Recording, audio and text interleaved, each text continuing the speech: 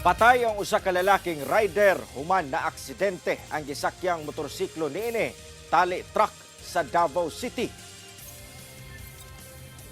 Nagbuyod ang lawas niining lalaking rider sa Carlos P. Garcia Highway Diversion Road sa Davao City.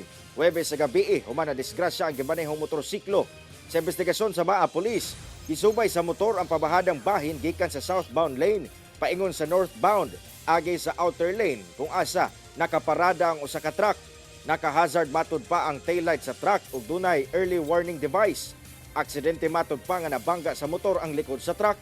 Dugang sa kapulisan, self-accident matud pa ang nahitabo. Tungod sa kakusog sa impact, nakahiagom og head injury ang biktima apan gideklara kining dead on the spot. Gikustodiya sa MAA Police Station ang 33 anyos nga truck driver samtang ginahisgutan pa ang mga sunod nga lakang tali kabanay sa namatay nga rider. Wala pa kini mihatag og pahayag.